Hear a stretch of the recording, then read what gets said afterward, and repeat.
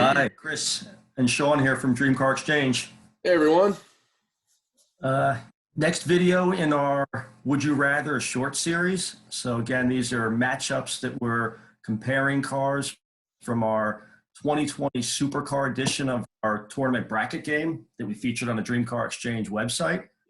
A little bit about Dream Car. Again, it's an online marketplace where car lovers can go buy, sell, and trade enthusiast type cars in an auction format. So please check out the site. One, you can see the whole uh, bracket game that we put up, so you can check out all the matchups. But also, if you're looking for your next dream car or looking to sell one before you get into another one, just go on, register on a site, and kind of follow along with the instructions there. You can reach out to us as well too, and we can walk you through it. But back to the matchup for today. It's a pretty interesting matchup.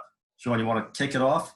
Yeah, actually, as well, Chris, if you like the videos, hit subscribe. And also, we have some of our longer Would You Rather videos that you'll see on our channel as well. We've got a couple up there now, and we're, being consistently bringing more to that. So take a look at those, cars, not just a desktop exercise like we have here, but real cars, checking them out, test driving, and determining which one we'd rather. So go check those out as well. Yeah, So, good point. We'd love to hear their comments too, because we're absolutely. what's on your mind? So today's matchup, right? We have basically kind of supercars of the 90s, right? So we have the Jaguar XJ220 versus the Ferrari F50, right? So let's just kind of start with the Jag. So pretty rare. 282 of these produced over from 92 to 94, I believe. So originally when this car was being developed, it was being promised that would be the concept itself had a V12. But when they made it and they got, lots of, deposits, I think it was like 50,000 pounds at the time. Again, this is early 90s, late 90s, early 90s money probably. And, but the production wound up being a twin turbo V6. So a 3.5 liter twin turbo V6, but made a ton of power, a ton of torque. So it was 542 horsepower. And 475 pound-feet of torque. And again, think this is 25 years ago, almost 30 years ago. So that was quite a bit. 5-speed manual, weighed about 3,200 pounds or so. Also, a little bit more background on it. So at the time, it was the fastest production car in the world at 217 miles per hour, which later that number was smashed really by the McLaren F1 in 98, 240, right? So that was a huge thing there. And they had it was actually one of the fastest production cars around the ring at the time, right? So it had a Nürburgring lap time of 7:46, which today is, doesn't sound that fast, and it really isn't that fast. I mean, that's sports car numbers these days. But again, this is 25, almost 30 years ago, and one of the biggest things is tire technology has had, leaps and bounds since the early mid-90s. So that definitely has a big impact on it. So that's just kind of quick on the Jag. Chris, how about the F50? Yeah, I mean, the F50, I mean, it's kind of nestled right in there. I mean, I don't know which of the Ferraris you don't really kind of put in the supercar class, but nestled But this right was their flagship, right? It was. So it's, comes right after the F40 and right before the Enzo. Again, 95 to 97 were the production years. Low production altogether for 349. This 4.7 liter V12, 512 horsepower, slightly lighter vehicle than the XJ220. Very good performance numbers altogether, again, for the time. No turbos, right? So no turbos, aspirated. Yeah. Naturally aspirated. Tops out again into it's a 200 mile per hour plus car. Different from the XJ in a bunch of aspects. I mean, one, lot shorter car altogether. Yeah. I mean, 220 is a long car altogether, almost about a foot and a half longer than the F50. Yeah, it's huge. It's It definitely is. huge. And I've only seen a couple of these in person.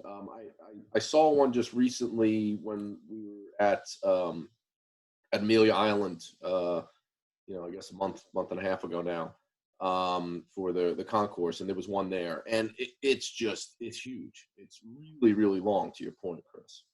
Yeah. Something the picture there. I mean, I think almost over 300 of them were in the Rosa Corsa. So not many in the yellow. I think even a really low number of the Nero, the black ones. I think only 8 of them produced. Yeah, So yeah, real low production. I mean, one thing when you're looking, I'm just looking at the picture here. I mean, those what look like 2 nostrils on the hood for the air vents. I mean, it's just massive. When you see those in person, it's crazy how deep and how sculpted that is on that hood. I'm thinking the same thing because we saw this. We saw a few of these at Cavallino, right? And I Yeah. remember taking a picture of it, and because I never realized, like you said, how deep. And then at the front of that is, I believe, a radiator, right? If I remember Mm-hmm. correctly, right? So there's a Yep. radiator to each in front of one of those, and it's Yeah. just huge. It Um, is.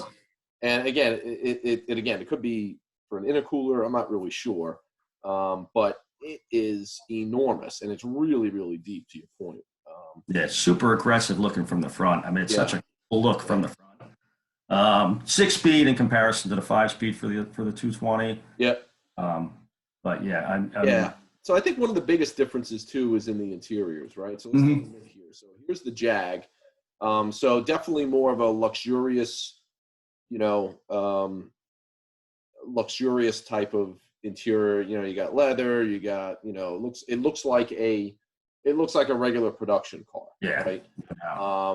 Yeah. Kind of a definitely older looking steering wheel, that's for sure, with that 4-spoke, but definitely can see the Jag hues in the car. Now, if we flip Yeah. over to the F50, right? It's bare bones. It is. It's a race car. Very much in similar lines to the F40. F40, correct. Yeah. So very basic. Not a lot of cushy stuff, or I mean, it's got manual windows, as you see over here. Yeah. Really aggressive. Light seats and things like that. So that's definitely something there. I mean, both of these, high performance, again, kind of production car leaders at the time. The other thing that was interesting, is the size of the rear tires of these cars, right? So the Jag actually has 345 millimeter rears, right? So they're enormous, Yeah. even by today's standards. I mean, you don't see that anymore, really. And the F50 was the 335s, right? So really, really wide rear tires, because both of these were rear-wheel drive. They weren't all-wheel drive at all. So Yeah. Yeah, I think that was another thing with the 220. I think they intended for that in the concept to be an all-wheel, and that was another change. Yeah. right, Interesting when I think about the 220. Um, hey, thinking back when it first came out, thinking about the concept car, it's to me it was almost like it never really even shifted into the production car because there were so many changes that took place. There were a lot of deviations from the concept, but it still has a kind of a concept car look to it in comparison to a lot of other production cars. yeah, yeah, I would agree with that. And overall, like, I have to say that I've never been a huge fan of either of these cars. I mean, obviously, someone handed me one. That's something else. But when you compare them with other cars that are out there, they're not typically in the top of my list. Like, I love the F40, but the F50 never really Yeah. did it for me. But I have to say that has changed, I think, over time. And again, I think seeing them in person really, the F50 we saw, a year ago, January, Jag just saw last month. And, and maybe it's just because, again, over time, things, either taste change or, whatever it may be. But I've grown to like them a lot more than what I, when they first came out, or even, 10 years ago or whatever. So Yeah, I've come to appreciate them. That's for sure. I would agree. I haven't come as far with the XJ220 as I have with the F50. F50, I mean, it's just, you're coming off of the F40, Yeah. and that car in comparison, they're significantly different cars. And the thing that you would expect a lot of times just with the newer generations, you're going to get higher performance, higher everything. Sure. Really get that when you went from the F40 to the F50. Yeah. It's a different kind of car. Yeah, but I think how you said it and how kind of I'm describing it as well. I think that's kind of generally the way people are thinking about them. The lower production of the F50 compared to the F40. I think it's going to bode well that people are going to start to really start to appreciate them a lot more. Not that they're not already up there for. Yeah. No, I would agree. Yeah, I mean, I've in actually driving, I've seen one F50 on the road, and that was I was in college. I mean, it was 20 plus years ago, 25 years ago probably. So they're definitely not. You don't see them around. So all right, so let's get down to it. So, Chris, you want to start off? Which one you? Yeah. It may have started to come out in some of the discussion there. So I may have led the witness a bit, but I in this matchup, I'm still kind of clearly going with the F50. Okay. As much as in comparison to some of the other Ferraris of the time and the other supercars they're producing, this matchup, I was never the biggest fan of the 220 altogether. So for me, it was a little easy. I think I'm starting to come around more and more on the 220, over the years. But in this matchup, it was pretty easy for me. All right. You know what? I'm gonna go against it here. I'm gonna go with the Jag. Nice. And the reason being for me is it helped seeing one, right?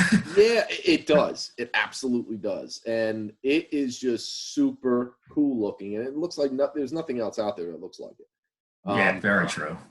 So, for that reason, I'm going to go with that. Now, had we had the privilege of driving these, that might be a different story because, I would venture that maybe the F50 would be a better drive, but I don't know that. So I'm going to go with the Jag and exclusivity as well, less than 300 of these, even though, again, they didn't make that many more F40s, or F50s. But you never see these things. No. Ever. Yeah, I would agree with that. And it's just unique. It's just unique, and I think that kind of makes me want it more here. So, all right, there you have it. Split decision today. Split decision, but yeah, as Sean mentioned before, and as we did, if you like these, please subscribe. Love to keep bringing these to everyone. Love to hear your opinion. Which would you? Absolutely. So I'd love to hear the comments as well too. All right, everyone. Thanks a lot, and enjoy the drive.